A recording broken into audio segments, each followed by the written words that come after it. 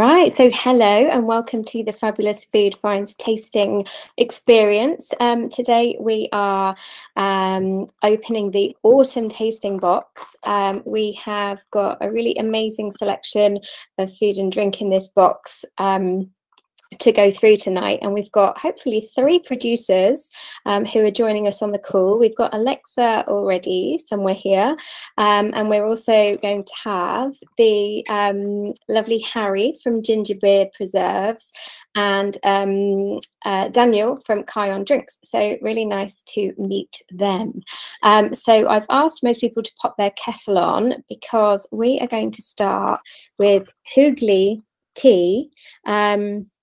And this is a Danish pastry flavour tea, and I couldn't resist it at all. And I was just, I think it sounds amazing, and I hoped that it was going to live up to the expectation. And once it's cooled down a little bit, you'll be able to try it. But I think it just smells like comfort in a mug. It's like cinnamon, vanilla, chocolate. I think there's cocoa nibs in there as well, and you can drink it either with milk or without. And I think it was like the perfect kind of like cozy autumnal drink to start with.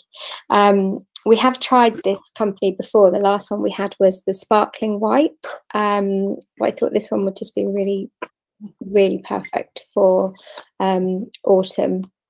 The idea behind this company is it's owned by a Danish lady, and the word hygge or the hygge, I think you say it hygge, is from the Danish word, and it kind of describes a combined sense of warmth, coziness, and well-being.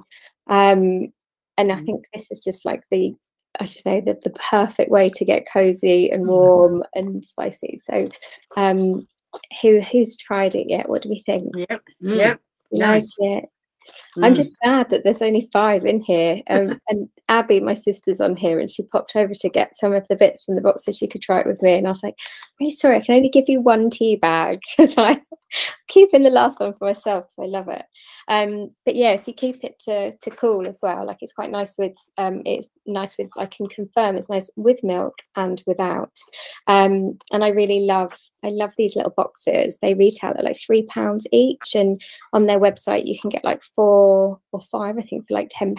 So it's a really nice way of trying the different flavors. So they've got lots of different ones. Have you got a question? Is there an amount of time it's meant to brew for? Yeah, 5 minutes. Oh yeah, because you didn't get the box, did you? It says 5 minutes. I've just left mine in, to be honest. Okay. Yeah. So we're tasting the Danish pastry tea. If you've had a sip yet, you've just missed me saying how lovely and warming and autumnal and cozy it makes me. But milk or no milk, I think it's a really lovely cuppa. Alexa, have you tried that one yet? I'm waiting for it to calm down, but I love rooibos teas. That's one of my favorites. So this one, you should really love this one. It's got the actual like cinnamon and the herbs in there as well, but don't burn yourself doing it. We can come back to any comments. I know Lisa's gone off to get that as well. Cool. So we were going to head off to the rhubarb jam. Perfect timing. He is here. Right. So welcome, Harry, if you are here. There. Okay. So hello, Harry. Can you hear? Hello. Hi. Welcome to our subscriber little get together of trying all the products in our box. This call is recorded, so we'll be putting that out so anyone that couldn't make the call live will be able to watch again. We've just tried a really gorgeous little Danish pastry tea, just to start our kind of autumnal little coziness and stuff. And we are now going to go. Don't be too sweet. We're moving on to you and the 2 products that we have got from you, which are your gorgeous rhubarb jam and your shawarma rub. So what I'd like you to do is tell us a bit about you and Gingerbeard Preserves. I mean, from my perspective, when I found you, you had this amazing selection of gorgeous products, savory, sweet, like spices, and I was just like, oh, where to start, because you do so many amazing things. So if you could tell us a bit more about Gingerbeard Preserves, and I'm not really sure how you came up with the name, but maybe you could. But believe it or not, it did take several months to actually decide and finalize what the name of the business was going to be. But yeah, I feel like we came to a good end point with that one. So hello everybody. My name's Harry. I founded and started Gingerbeard Preserves in 2014, and we launched with a range of 12 products. And at that point, it was just myself. What we sort of concentrate on doing is quite a wide range of collaborations with a lot of the local companies within the food and drinks industry in and around Bristol, where we're based, but predominantly breweries. So we pair different styles of beer with different ingredients, just to create a slightly more unique range of products. You've got a gorgeous barbecue with like a milk stout that I really loved. Like, yeah, milk stout chocolate barbecue. Yeah. So for example, that one, you get the really rich and creamy flavors that come through from the milk stout and shine in the products. And yes, there's a lot of other companies out there that do produce things like a real ale chutney. But if you look at their ingredients list and the actual volume of ale that is in the chutney, it's often only about 2 or 3%. Whereas we actually use, when we're cooking with beer, we use more like 25 to 35%, because there's a lot of really nice beers out there, and you really want to get that flavor into the products. And the best way to do that is to use more of it, essentially. We don't only produce wacky flavor combinations like the barbecue sauce. We do produce a nice range of traditional products as well. So from Seville orange marmalades to the rhubarb jam, which you guys have all got in your subscription box. So it is a very traditional product. We don't use any added pectins in our jams, so they're all soft set depending on the jam itself. So the rhubarb is a slightly soft set jam. It's got a nice bounce of sweetness from the sugar, and it's got an underlying tartness that you get from the rhubarb as well. Our rhubarb jam is made with British rhubarb, as are most of our jams, apart from apricots. Although you can find some British apricots, they're not really on par flavor-wise with apricots you can find throughout France and Germany and throughout Europe as well. But yeah, as much as possible, we do use local fruits. So does this mean that you'll sort of source the rhubarb in season then? So you do a lot of your rhubarb jam making when that's in season, or how does it work? So yes, we used to, but now we actually buy a lot of our rhubarb, being one of these fruits, we buy in frozen. So we buy it from a frozen supplier who freeze the fruit in season, and we'll buy it from them and store a reasonable amount of it in our freezer. So the rhubarb jam is one that we do usually keep a good supply of, because it is one of our better selling jams. Whereas Victoria plums, for example, which we do again make with English fruit, we struggle to get a hold of enough plums to be able to have the plum jam in stock all year round. That makes sense. So if you haven't tasted already, we're trying now the rhubarb. So all right, we've nearly finished that with. Your view is good, isn't it? It's really nice. Delicious. I love this one. I need to tell you the rhubarb story that I have one day. I'll put it into the group so you can hear it. But I have a legacy of how much I've actually loved rhubarb. So I'll tell you about it one day. So what do we like to do with this one? Like put it on scones, just on toast? Any interesting ideas with this one, Harry? Yeah, just as it is. Just as it is. Well, funny enough, some of the serving suggestions in our jars, they do say eat directly from the jar. But so yeah, it's fantastic on toast. My favourite use is actually probably in yogurt. So just with a little bit of Greek yogurt. I was going to say or with some granola would be great, and with nuts. granola, yeah, or in porridge as well in the morning. It's through the winter. It's really nice in that way as well. It's that's how I'm a very we eat a lot of jam on toast in my house. So but yeah, we do have it in yogurt and in various other ways as well sometimes. But yeah. You do a really amazing blackcurrant jam as well, don't you? Is it blackcurrant? Blackberry Blackberry. jam. That's it. You know. Blackberry we do. Yeah. Cool.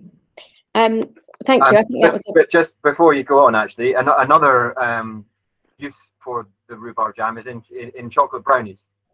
So if you make a brownie at home, and you get your brownie mix and you pour it into the tin.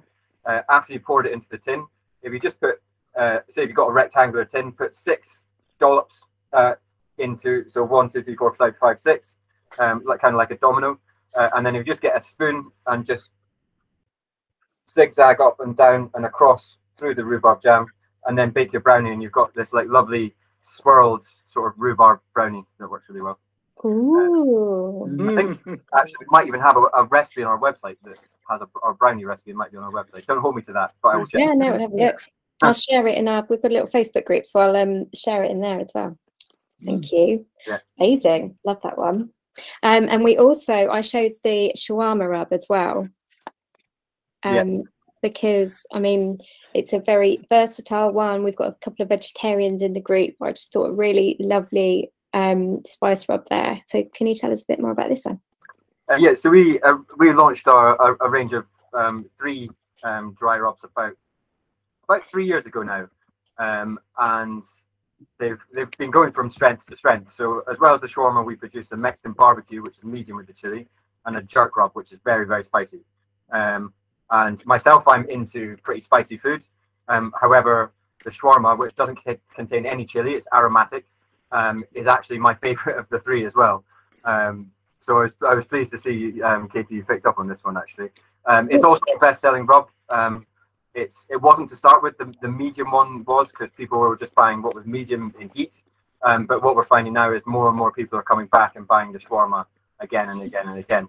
And shawarma is very on trend at the moment as well. And it's a Middle Eastern or Lebanese style of spice mix. And you commonly find it on kebabs. So if you've had a kebab at some point in your life, you may well have actually tried this spice mix before and potentially not realized it. So these kind of dry rubs, they are predominantly designed for rubbing onto meat. So this one is fantastic with chicken and lamb, so a slow roast shoulder of lamb in particular. Generally, I would advise to either use oil or lemon juice. I prefer lemon juice because it helps to tenderize the meat. So ideally, you want to apply the rub the night before, so it's got time for the spices to for the meat to take on the flavor from the spices. But you can do it anywhere up to 30 minutes in advance and have the same effect. But this rub in particular is not only good with meat, it's fantastic with veggies. There's some really good vegetarian and vegan ways to use this one. A couple of my favorites, one being a whole roasted cauliflower. So if you get a nice cauliflower with all the leaves on the outside, put it into boiling water upside down for 5 minutes, take it out and just leave it to steam off. Drizzle over some olive oil and then apply the rub to the top, and then roast it in the oven for 30 to 45 minutes, depending on the size of your cauliflower. And you've got a fantastic sort of vegetarian or vegan roast dinner going on there. Another way would be broccoli tender stems, cut into nice long strips. Again, parboil them, not all the way through, just for a couple of minutes. Take them out, olive oil, apply the rub, and then just finish them off in the frying pan or on a barbecue. And then you can put them into some pita breads with some cheeses and some pickles and some salad, and you've got a nice little veggie or vegan kebab again. Another great way to use this one. Amazing. Thank you. I chose this one because I have a habit of choosing things that are chili, and I wanted to make sure I didn't put too much chili as well. But no, I think that's given us. Has anyone got any questions about it? But I think that's given us some really good ideas. Lovely, because it's not too chilly. Yeah. Tanya, you're not too keen on too much chili, are you? I used to like it quite a lot, but these days I just find it's too strong. But that's got all the flavours without all that burning without the heat. So that's really nice. Really nice. That.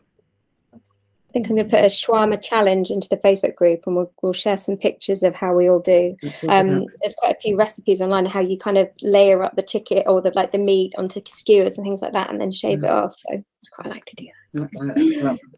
Cool. Has anyone got any questions for Harry while he's here before he has to head off? Very nice. No, we're good. Right, that has been brilliant. Thank you so much, Harry. No worries. Yeah, I think anyone that's been to the Good Food Show probably will or are going to come. Will be able to see you there, but it's nice to see you here with us. So thank you very much. No worries. Thanks for having me on. Nice to chat to you. Yeah, no worries. Take care. Thanks, Harry. Thank you. Thank you. Stick around if you want. Cool. So that is our rhubarb jam and our shawarma. Nice. It's really lovely, isn't it? Like really warm, and another one that's kind of hopefully autumnal, bit of flavour coming into our kitchens. Now, Alexa, do you need to rush off, or are you happy to go a little bit later so that we can? Because Alexa, I'm happy to wait. Cool. So I don't want to zap pallets before we. Yeah, too much.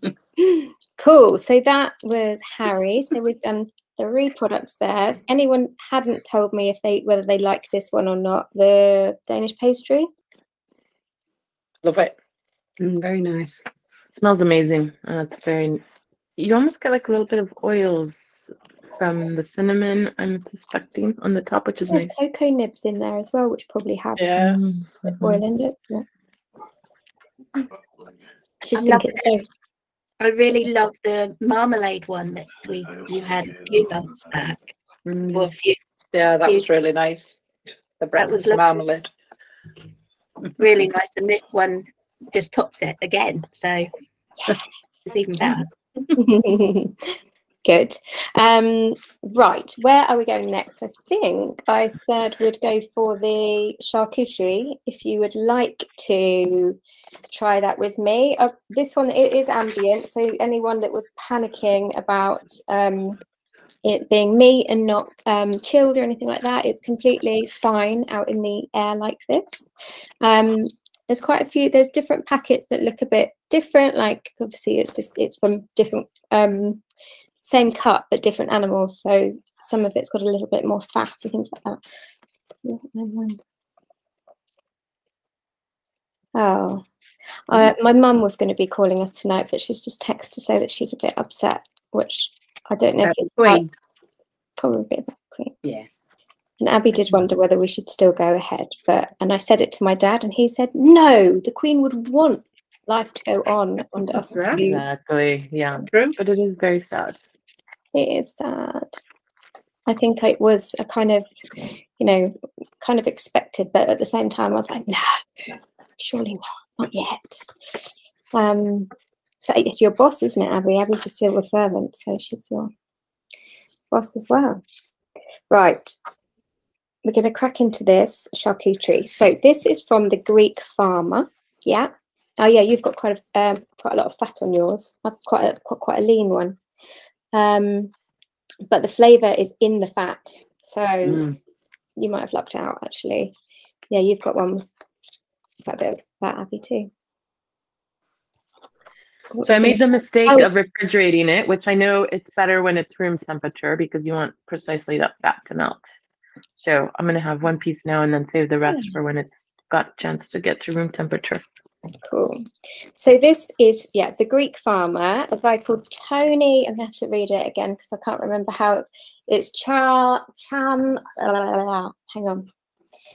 Lost the name. There we go. Tony Charalambidis. And he is an Irish Greek. He came, I think they came over in the 80s, but it's from Hackney. But he's basically using like Greek recipes to create his charcuterie in Hertfordshire. It's near Hitchin, I think. And he basically uses these old recipes where they'll cure the meat first, then they bathe it in a Greek Cypriot red wine, and then he basically had on the farm, I think, that they were living near Hitchin, has got this grain silo, and he's converted this silo into a smoke house. I might have a little picture of it. But I thought he'd been trained. He obviously like researched how to make this charcuterie so well. So he's won some really lovely awards for it. And yeah, I picked this one because I thought it'd be a really nice way of sort of working out if you like this kind of charcuterie. What do we think of this? It's oak smoke, aged for 3 to 4 months. It's got so much flavor. Yeah. All traditionally made. There's no. Don't do charcuterie, Dad. Might be one it's into. Bye. But it's a really up and coming charcuterie producer. What else was I going to tell you about them? Anything else you want to know that I can think of? My mum is joining us now. I don't know how upset she's going to be. Where is he stocked? I actually don't know. You can buy direct from his website. I suspect he's because you can buy via fair, so that might be helping his distribution levels. But it is a really nice range. I think Tempest Foods might have helped train him. But I can send out, if I have a look, I'll put on the Facebook group where you can buy it. But he does quite a good, you know, if you spend, I think it was over £40, you get free delivery, that kind of thing. But these retail at £6.50, so it's not. Well, it's quite good value, I think, for artisan produced charcuterie like that. But I'll let you enjoy the rest in your own time. The sources his pork from? I do. It's from Suffolk, actually. It's Lythborough. It's all free range. Lovely. Suffolk British pork. And you can get that red wine without it being too overpowering. I really like that one too. Cool. So that's our charcuterie. And it's a Greek wine as well that he uses, which is quite nice. And then they smoke with oak as well, with sustainable logs. Cool. So we're going to move on to the next one, not to keep you all too long. So the next one we're going to go to is this packet here, which says "Oh Lily" on it. So this isn't chili, but it is paprika. So these are water lily seeds. So has anyone tried water lily seeds before? No. Cool. This is exciting then. So these are like a superfood. So they are from India, and they're basically I think they're lotus flower seeds, like water lily seeds, and then they're popped. But they are they use them in I can't say it all the time. Ayurvedic. Can I say it? Ayurvedic. I sound like from Cornwall then.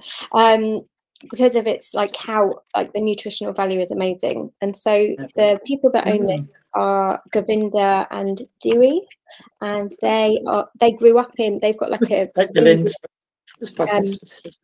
French heritage, so they grew up in like the south of France. So this flavor is like the kind of what they grew up with, and then when they did some more traveling in India, they kind of found out more about how amazing these are. So they kind of used flavors they were used to for this. So that's why the French flavor as well. I kind of went for the French flavors because I thought that was more like their kind of like pop.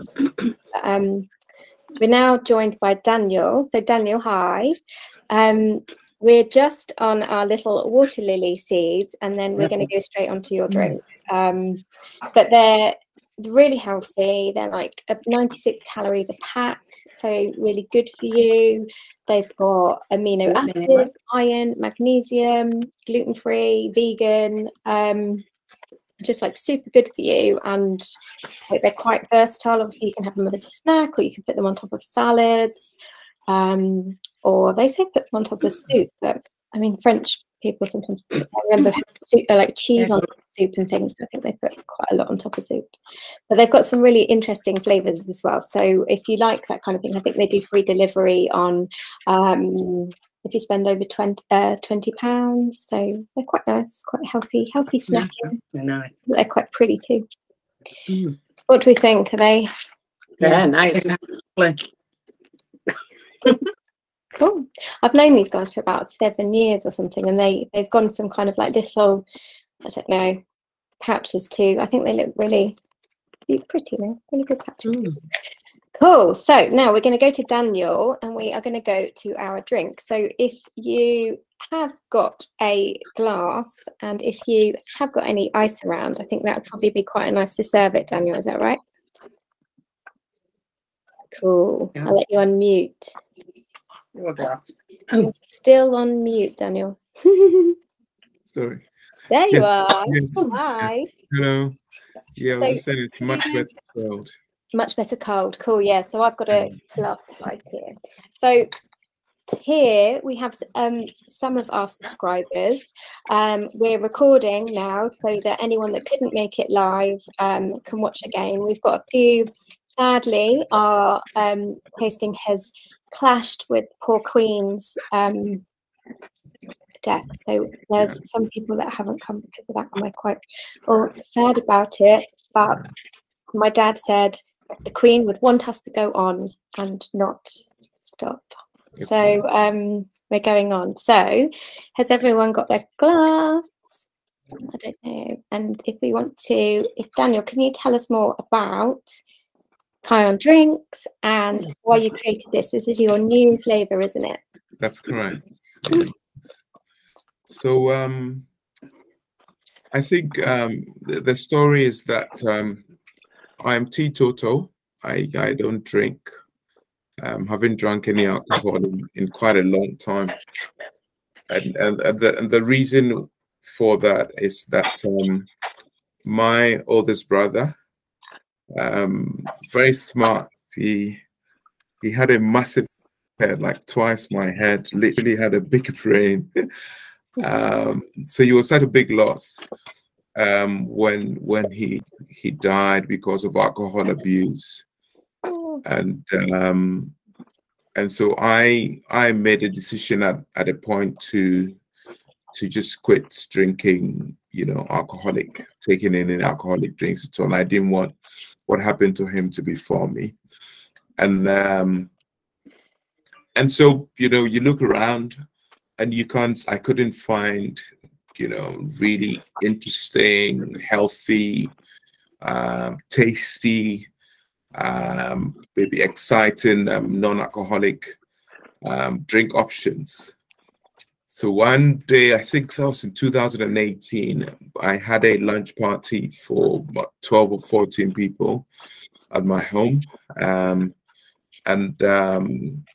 decided to try something, make a cocktail.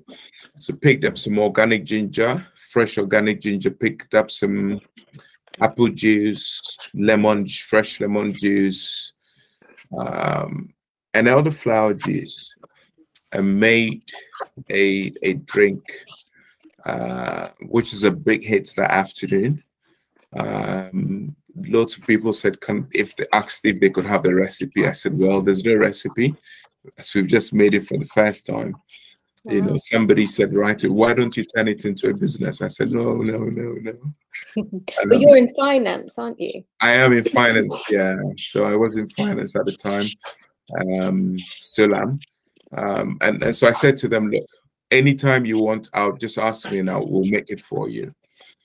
So it's just been demand driven. People just came back asking for that over and over and over again, until somebody said, do you have a website? Where can we order it? And at that point, COVID hit. And so we decided that, look, since we don't have many places to travel to, let's use the time to develop a concept.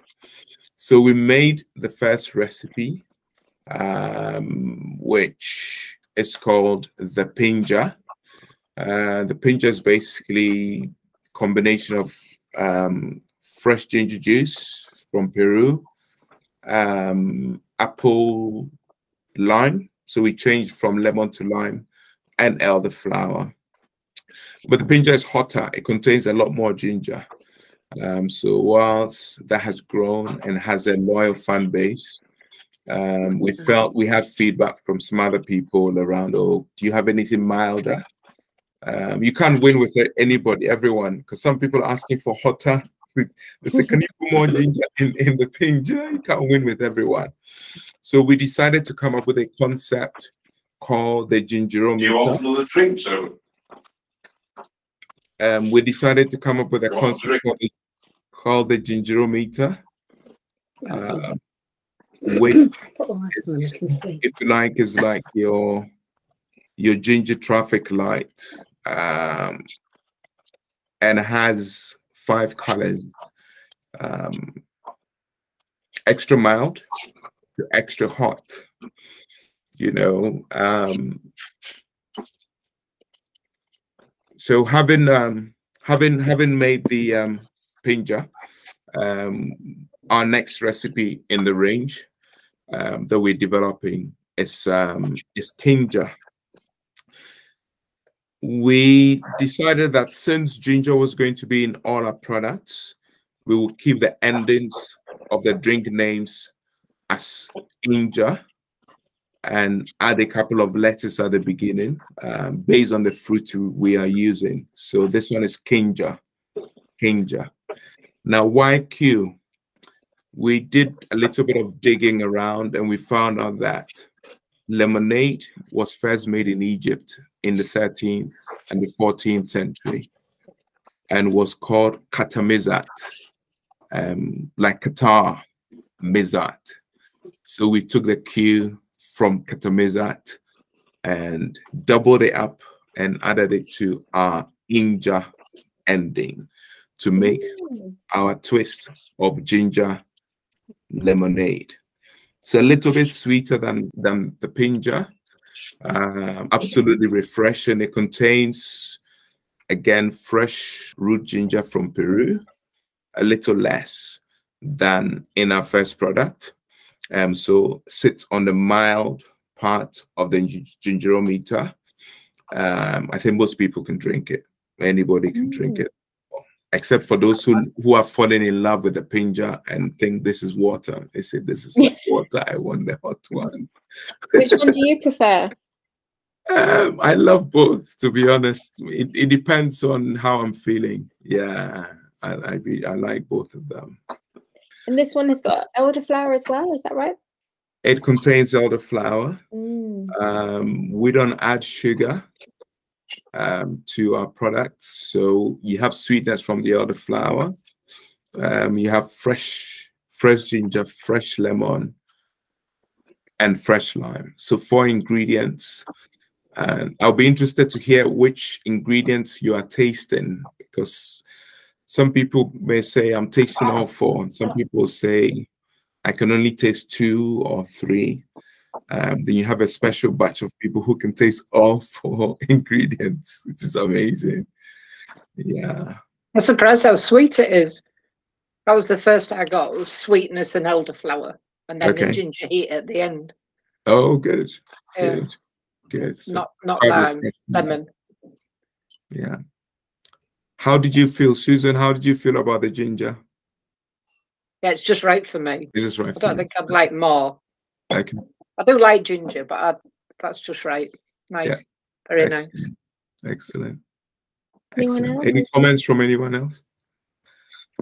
Alexa, how do you find it? Yeah, just like Susan, I taste the sweetness, and the ginger level is perfect because I find ginger can be too strong. It burns. So this is just the right amount. I don't really taste the lemon. And there must be health benefits, right? Yes. Ginger. So you have the health benefits of ginger, like anti-inflammation, immune boosting. You also have the health benefits of the citrus, the lemon and lime, fresh lemon and lime, vitamin C, and the other benefits of all of those. So yeah, it's you can taste that, even though it's a little bit sweet, it doesn't leave an after effect of sugar, you know, around your teeth. I don't know if you got that as well. Yeah. What about how do you?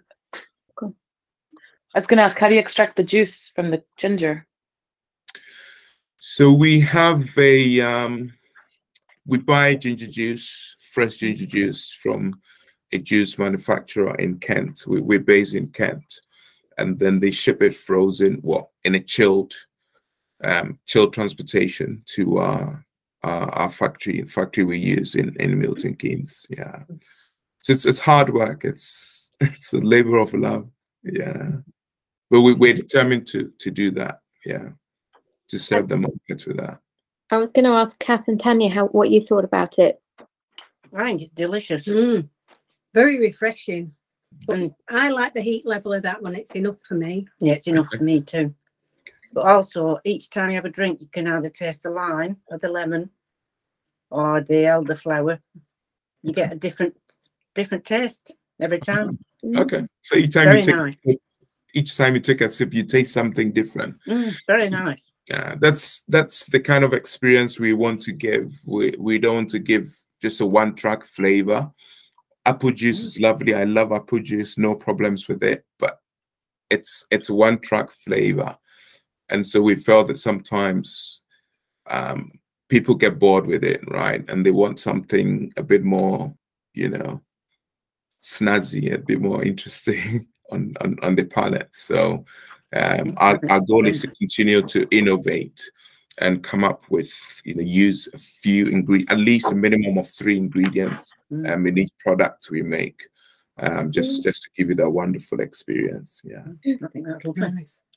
I think the ginger is a winner. Thank you. Thank you. Has anyone else got any other questions for Daniel before? Okay, no, I think we really like that one. Can I just ask, have you got any plans for any others? And in between, maybe? Yes, we have a few more coming. They are always going to have ginger in them. We're thinking of pomegranate and ginger, raspberry and ginger. Or the raspberry one is quite expensive, so we have to think about that very carefully. But we're intending on coming up with different colors. Just for people to enjoy.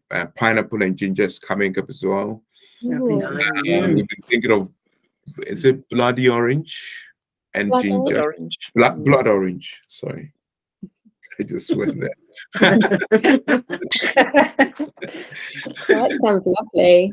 Blood orange and ginger, yes. Cool. And I got we were talking about worrying because postage is just a nightmare, but they all arrived really perfectly. So if you like them, then you do deliver, don't you? If you we do. buy a certain amount. So and they were very well packaged, I have to say. So thank you. Will you be at the Good Food Show? Not this year. Yeah, I tried.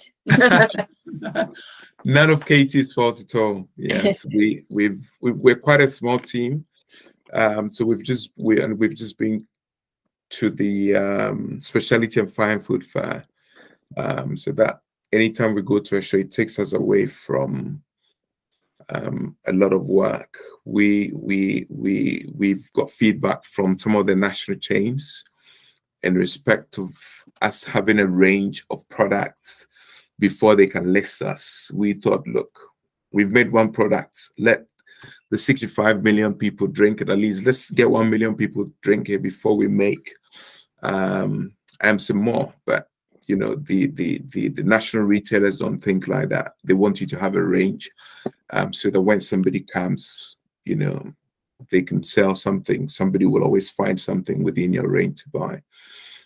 So we're working hard to come up with another 2 flavors before the end of the year. So yeah, we're just really focusing on that.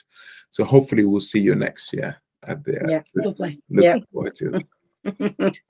Daniel, a company that's doing soft drinks that doesn't go into supermarkets, but has got quite good distribution now, is Breckland Orchard. If you haven't seen them, they do a range of what they call Posh Pop, and her whole way of working is to not supply multiples, or at least supermarkets.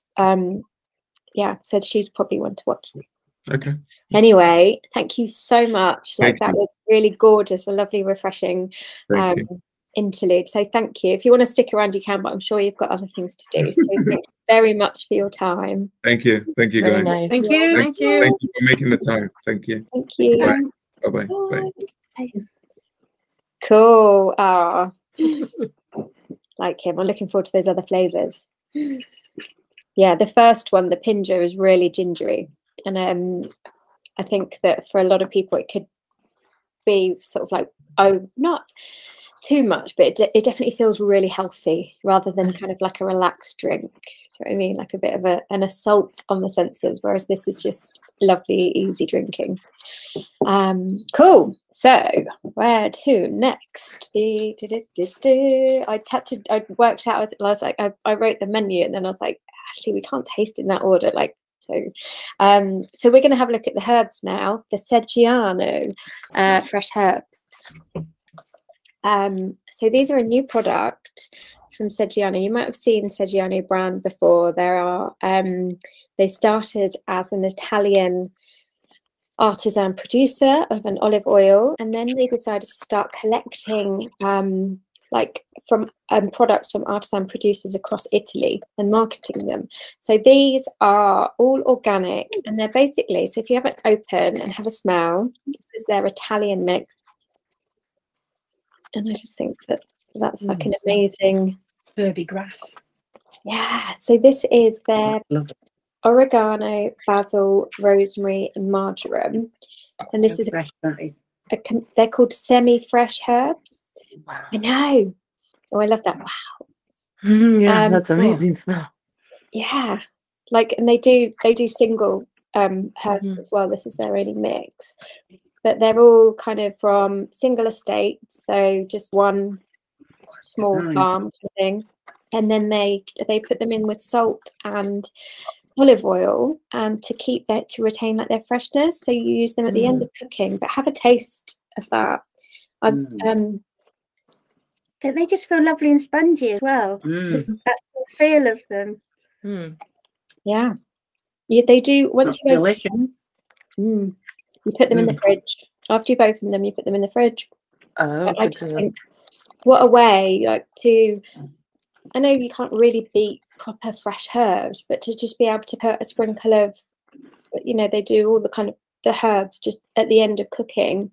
And for me, like, my little girl hates seeing green. So actually, because they're so fine, I know, you can put the flavour in without actually kind of like adding chunks of herbs. So it's quite, for me, that's a plus point. Delicious, though. I know. Delicious. I really love those. So they retail at £3.70 a jar, but they kind of, you know what you're saying about spongy, Abby? As soon as you like take a little pinch, it kind of just like pulls up again. It's like almost moss.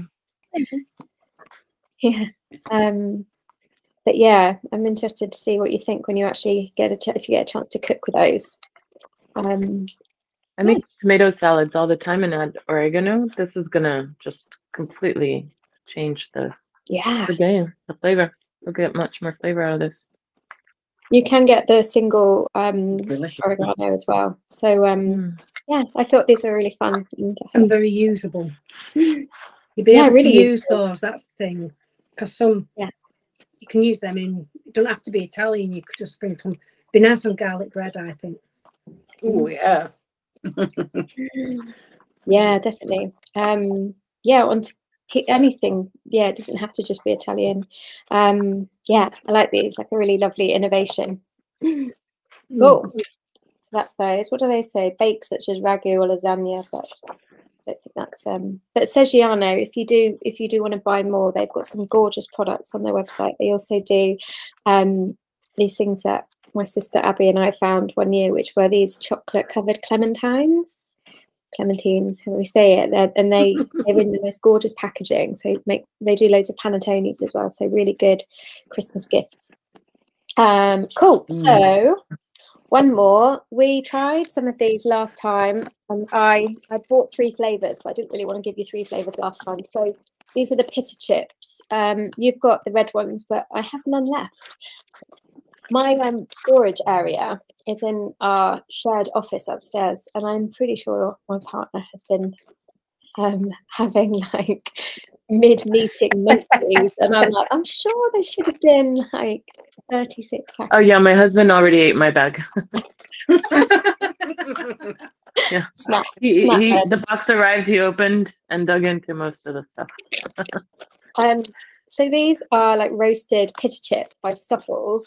I think most of us have found out about these guys before, but they're basically, they started doing supper clubs and things, and they would start by baking pita breads and putting like olive oils and herbs and things and salt like that on them. So these are chips in chili and garlic. I haven't tried this flavor either, so I'm really intrigued to find out what you think. This was their original flavor. What do you think? How does it compare? They're not too hot. You know, it says chili, they're not very hot, and I can taste the garlic. You get the heat more than me. I get heat more than you, but I can cope with that one. Very nice. Cool. Because I think I found because the flavour I've got here is sun-dried tomato and basil, and I didn't think I got a lot of flavour from this one. So yeah, hopefully that one is perhaps a bit more flavour. But then I guess with that kind of thing, you kind of want it to be, you don't want it to overpower other things. You might want to use it as a dip or nothing too heavy, just as like a start. I think they say to put them onto soups and things like that as well. But I think they're a really lovely brand. I think the packaging is really gorgeous too. Cool, and that leads us that you could use these to Alexa and her amazing chili matcha. So I'm going to grab the jar so you know what we're looking at. Chili. I'm sorry, this is chili. So this is all right, Chili Maven. So Alexa, please tell us about you and Chili Maven. Why you started? So this is Chili Maven. Yay! So I've been in the UK for 17 years. I grew up in the US in Texas, and my family is from Mexico.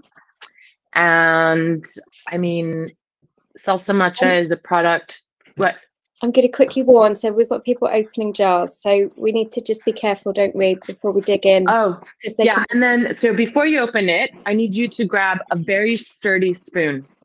So something that is nice, thick, and I need you to really dig into it. So the product itself. Oil separated. So yeah, so while Alexa's telling us more about it, you really need to, so you need to, this one is already opened, but you get in there and make sure you get like the edges. It's like like when you get one of those peanut butters, how they separate and you get that. That's what this is. Why? Because it has sesame, sunflower, and pumpkin seeds in it. And so that's what gives it that thickness and that separation. The good news is once you do that exercise of mixing it, then it becomes quite easy to use again. So it just takes a little bit of work at the beginning. But the story is that salsa matcha is a condiment. It's a chili oil. I'd be curious to see what you describe it like, from southern Mexico. So it starts with a mix of dried chilies. Don't try it yet, okay? We're gonna all do it at the same time. So I'm gonna tell you the story about it first. So it starts with dried chilies. The Aztecs used to use dried chilies in everything from their meals, they use dried chilies to give flavors to their meals and even to spice their hot chocolate. And then the Spaniards arrived, and we start incorporating ingredients that the Spanish brought in, like the sesame seed and the olive oil. And what you get is this product, which is called salsa matcha. So it's traditional salsa matcha. It looks like this, actually. So it's more red. This is the spicy one. And the spicy one has one really spicy chili and only one nut, which is the peanut. We haven't given you this. We've created this. So matcha means brave. Normally, you need to be super brave to try a salsa matcha. But I'm Mexican and I'm not even that good with chilies. I cannot eat a traditional salsa matcha. If I do, it's just by the drop. And so when I started to make them at home, I was looking for a recipe that was mild enough to use every day and to use consistently. And so that's what we have. And so I developed this recipe here in the UK, specifically for people like myself and for the Western palate, where we're not used to eating with so much spice and so much chili. And so the idea behind this salsa matcha is to showcase the flavors of the chilies. So what do we have in here? We have 3 different kinds of chilies.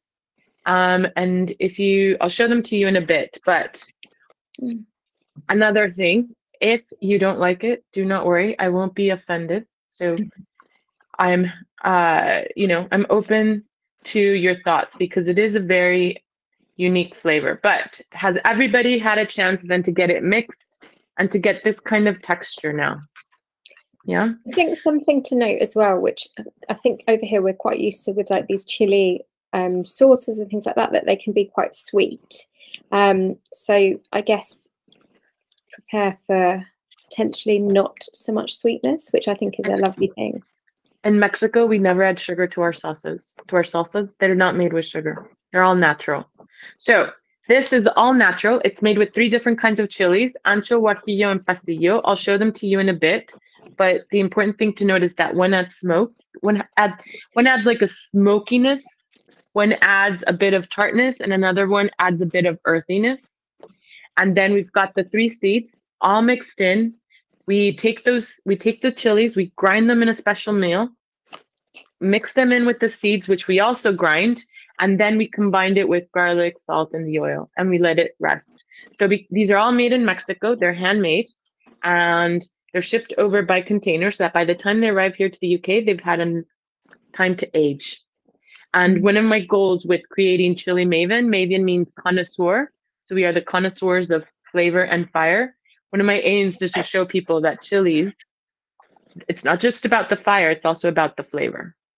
So if you want to go ahead and dig in, and I encourage you to try it first on its own. You don't have to try too much, just dabble it onto a spoon and have a look at the texture. The color is quite deep. It's a very earthy caramel color, and that's because of the chilies and the seeds. The texture is also quite different from anything that you've probably had before, and that's because, again, the chilies, the dried chilies give it that texture, and then the seeds give it a bit of that creaminess. And so what you get is a fusion of flavor that is meant to really just infuse your meal with flavor. And it's a condiment that you keep on your kitchen counter. You do not refrigerate it. You wouldn't refrigerate peanut butter or an oil, so you don't refrigerate this. Keep it on your kitchen counter, and you drizzle it over any meal that needs some flavor. Sunday roast, for example, just some steamed or roasted veggies. They need a little bit of a kick, as well as like on your roast chicken. Eggs in the morning, you could add it to your soup, your sandwich. I've found that a lot of people like to use it to cook with. There's quite a bit of different uses. It's incredibly versatile. And I think it's quite unique. It's something that's very new to the UK market. And so far, people either love it or hate it. I hope you're in the category that loves it. What do we think, guys? That is really nice. Really tasty. I'm not usually a really hot chili lover, but that is really nice. What do you think of the spice level, the heat? Did you find it spicy at all? I found it spicy, but I like the fact that it's very rounded. It's got a deep flavour that you don't use. I've never had with chili stuff before. While you're doing that, let me grab the chilies so I can show you all what they look like. So you could see what I mean. And so when I talk about the chilies that we use, so they are they're taken and ripened in the sun. Mm. So the chilies are ripened in the sun, and then that's what we use. So this is guajillo. So this is you see that color? That's what's giving it some of that deep color. And this is the one that's earthy. This is almost like a raisin, currant raisin. Currant is what you call them, like that kind of like nice. It's just it's the same, you know. It's a grape. A fresh grape turns into this. A fresh chili turns into this. Then you have I don't have the pastillas, but here is ancho. This is another one. This is a big. It's almost like a big green bell pepper, except it's a darker green. And this is what happens when it, you know, and this is what gives it smokiness. Oh. And then the other chili I have here for you to see. So this is the one that would normally go in the spicy one.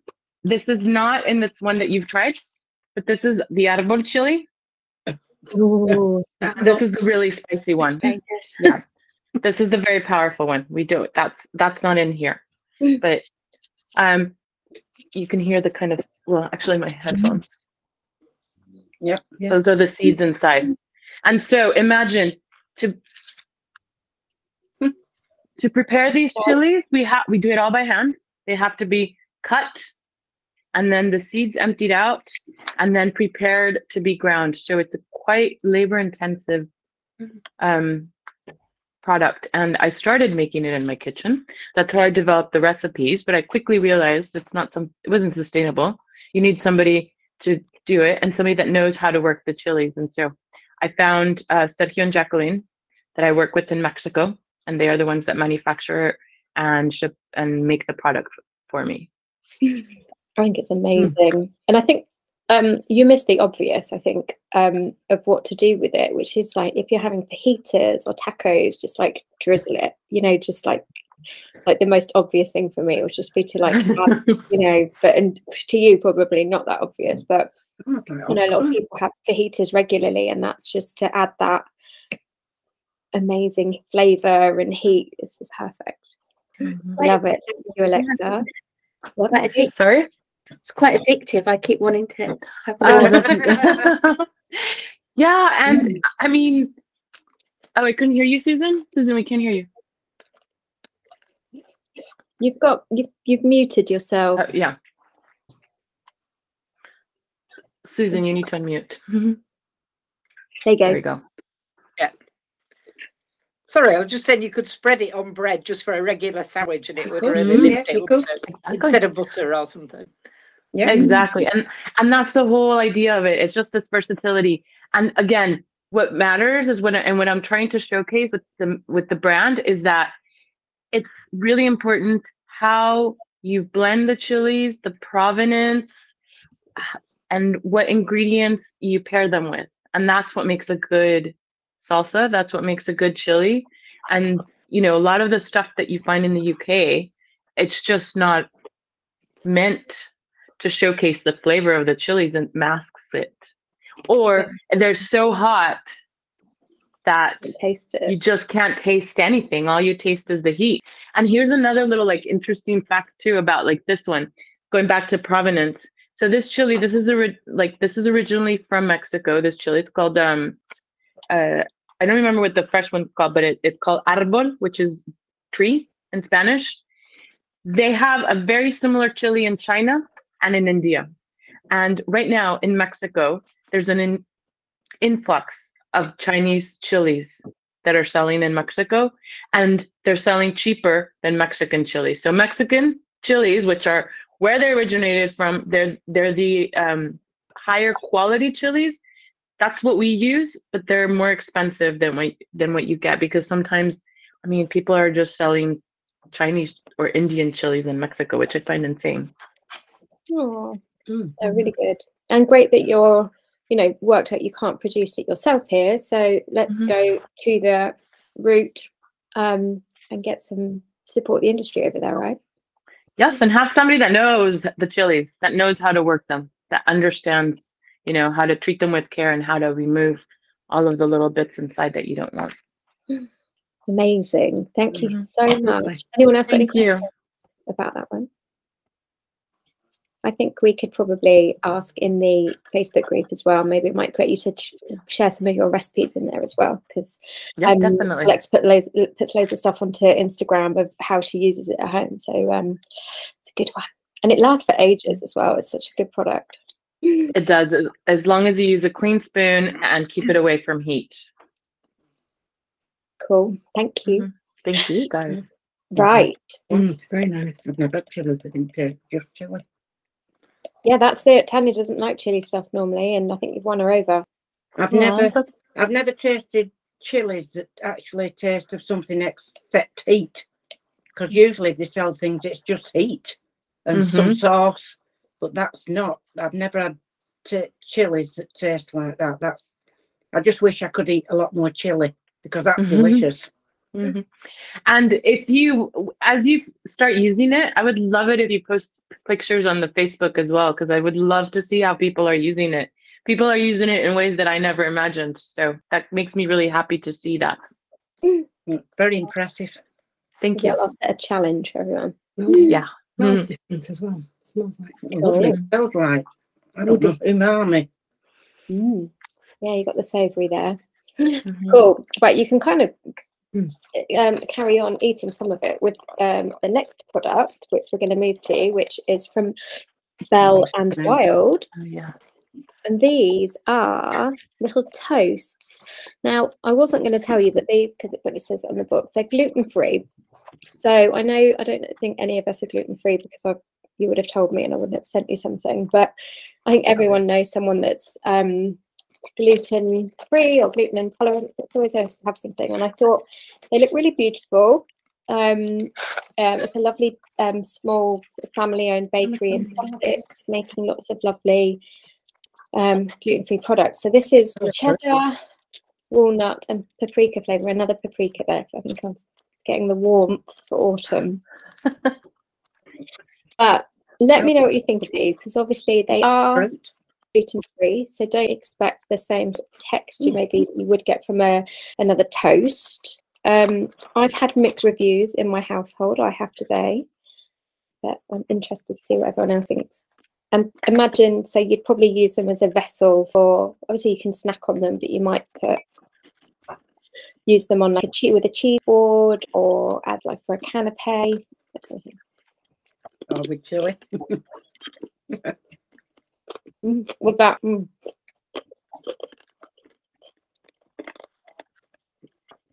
I think personally I expected a bit more flavour, but then I guess you remember that, you know, you want to use it to complement other things maybe, rather than it being completely overpowering. What do we think? Oh, I like those. I like those. The sort of gentle flavour. Do you think you can tell that they're gluten-free? Really? No, not nowadays. So many things are crunchy, aren't they? Yeah. They'd be nice on top of soup. Yeah, someone else, they did say that actually, yeah. And salads, that kind of thing, put them into a... Or dipped in the chili. Canapes. What did you say, Alexa? Canapes. Canapes, like for making a little canapes out of these would be nice. Yeah. They do loads of other little bits, like there's a savoury kind of round as well, which is like they sent me a flute for you to try. That's in the same flavour, and it's like a or like a kind of, it's like a shortbready kind of thing, I suppose, or like a, you know, when you get the little cheesy nibbles. So they do those ones as well. They're pretty. Yeah. I think these ones for me have got a little bit more flavour as well. I don't know if it's because they're just a bit more cheese heavy, but I thought they were very cute. I love the name, and I like the idea that, you know, they were people that needed gluten-free things, so they started baking themselves and then developed their own bakery. And actually now, you know, I think they bake on quite a big scale. Do brownies, that kind of thing as well. So one to have up your sleeve if you ever need to gluten-free, and even if you don't, because they have got some really interesting flavors as well. And they retail at £4, all natural, no added preservatives or sugar, and gluten-free. So that's a quite nice thing, because you kind of think sometimes when they take things out, what they're putting in to replace. So good to know that they're all natural. Cool. So we're going to move on from them to, is this our last product? No, our second to last product. So we've got another chili product. But again, it's not too hot. So this one is the tonkotsu chili oil. And I looked at this one. So this one's got a 3-star gold award, which I always, when I see those, I'm like, oh, I've got to try it. And for me, it just sounded amazing. So it's a Japanese chili oil. So tonkotsu, has anyone heard of tonkotsu? I think if you live in London, it's like an obvious thing, but I've never been to a tonkotsu. It's a ramen bar, so Japanese noodle bar. They do like the gyoza and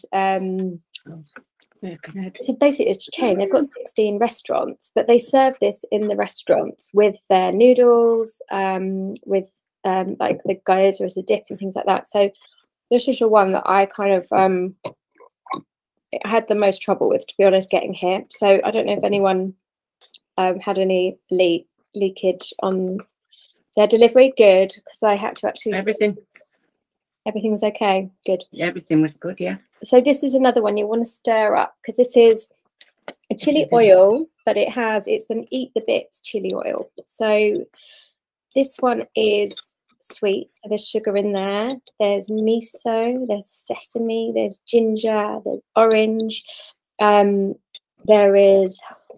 it's basically the togarashi kind of spice blend. So I don't know if you've ever seen that. It's got those kind of flavors in it, and then it's added to this oil. And I just think this has got kind of everything. It's got sweet, salty, savory. Right. It might be a bit sweet. So you want to eat the chili bits as well.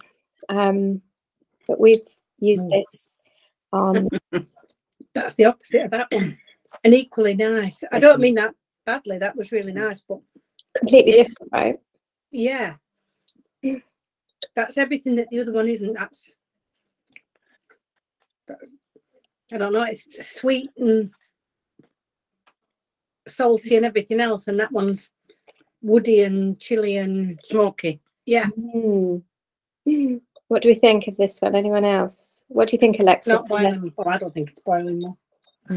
I have like a whole counter full of chili oils.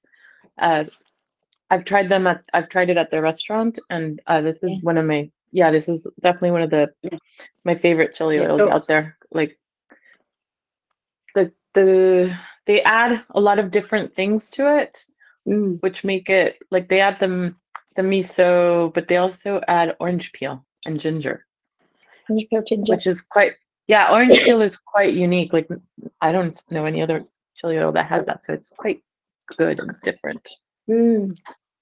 I took this to an event in Sheringham where I was doing some sampling, because I had some extra jars, and it was really like people really loved it, because to be honest, in Sheringham people probably really haven't heard of tonkotsu, so it's also quite a novelty to try it. But yeah, this is this one.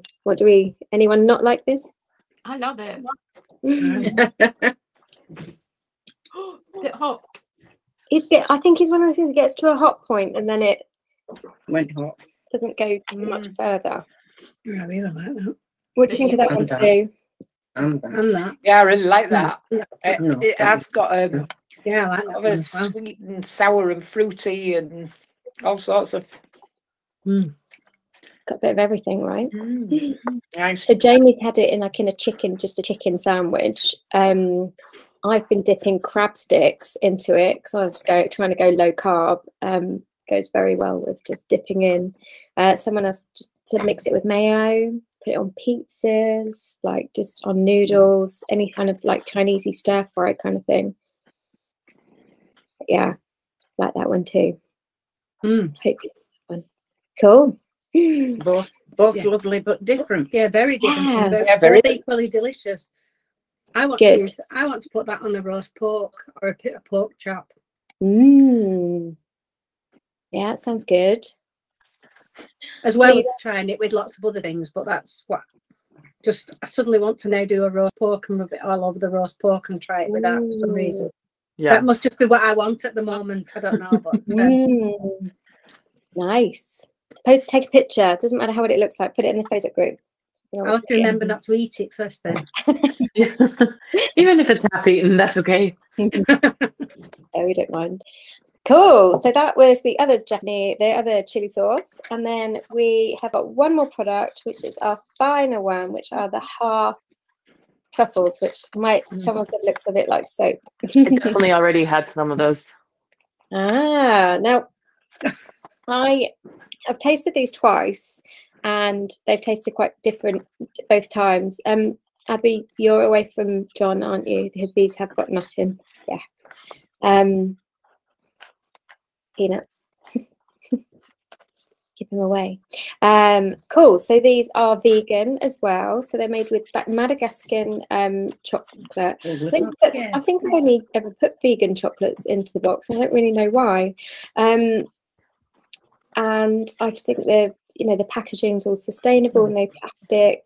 They're made in Somerset. What else do I know about these guys? I've not connected with them personally, so I don't know them personally very well, but I know that their whole kind of ethos is about, I think it's almost like a pagan kind of thing, that they're celebrating the winter, like the winter solstice. They put quite a lot into that, like the winter vibes and keeping warm.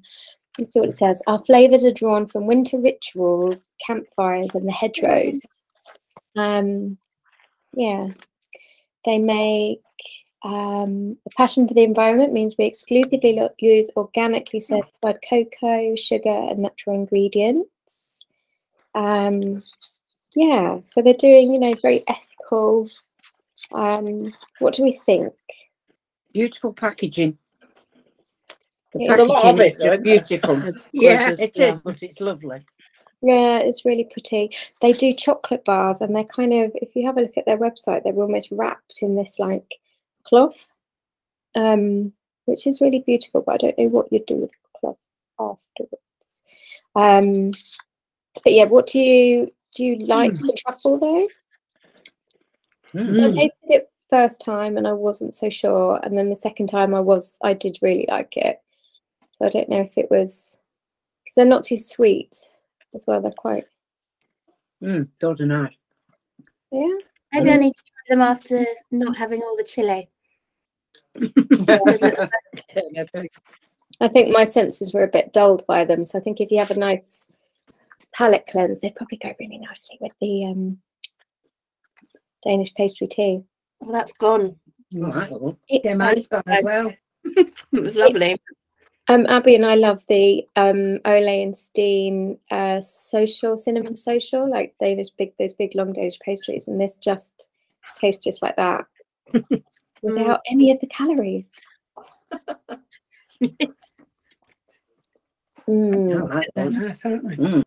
Have you had just one of these for a Sunday afternoon treat with a cup of tea or coffee? Yeah, nice. They I don't know if it's the packaging. They're not cheap chocolates, but I don't think you really get good cheap chocolates anyway. So they retail at $8.10 a box. Which actually I suppose probably $1.50 chocolate, which I guess is an average. But I think they'd make really lovely gifts, wouldn't they? And they're very pretty. Yeah. So that is where we conclude our tasting box. What do we think of our autumn box? Lovely, very good. I enjoyed it. Very very nice. I have to say I'm so happy there's not all the brownies and chocolates, because we don't eat sugar here in my house a lot. And then I'm not big into chocolate, so I was really happy to see like more of the savory stuff. Everything.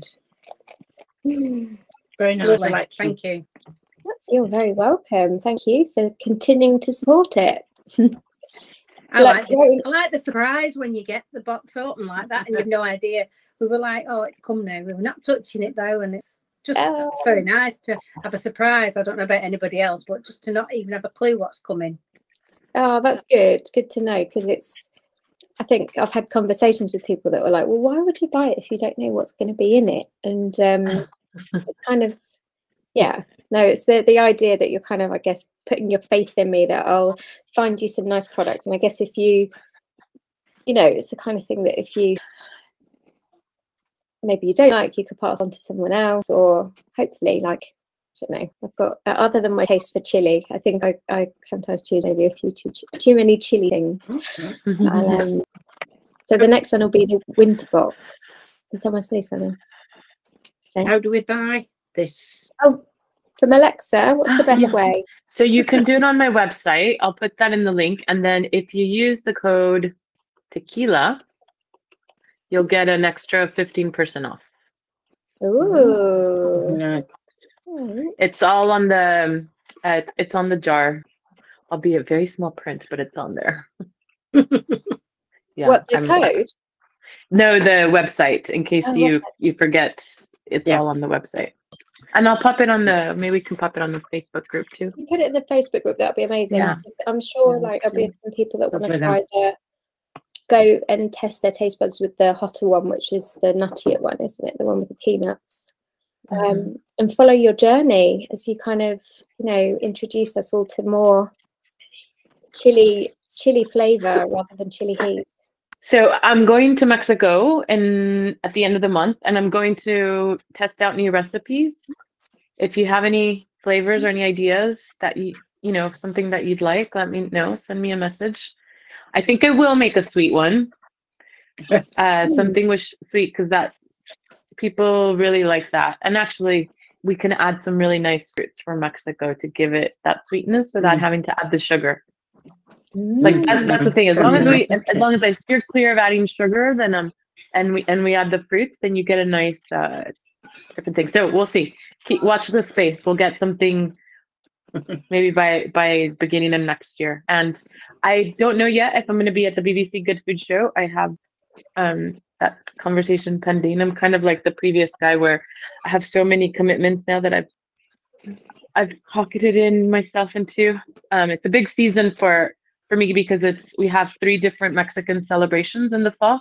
We have Mexican Independence Day coming up next weekend. We have Day of the Dead at the end of October, and then we have a Mexican Christmas market.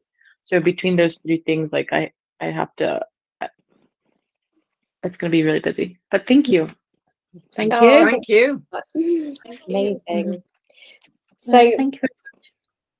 Yeah, so the next box is going to be the winter box, and I'm going to plan to send that out the first week of December so that you'll have it kind of in time for Christmas before it gets all too busy and things like that. So there'll probably be a bit of a festive theme, but I won't make it too mega Christmassy, but more kind of like wintry, maybe give you a bit of inspiration maybe for some Christmas presents, that kind of thing as well. I'm going to do a survey as well into the group just to find out a little bit more about if you wanted more of any types of products. Like, it's good to know that you're happy with more savoury, Alexa. Yeah, I'm looking forward to finding the next things for the next box and making you all happy again, hopefully. But thank you so much, everyone, for joining. Thank you. It's wonderful. It was so much fun, Katie. You're welcome.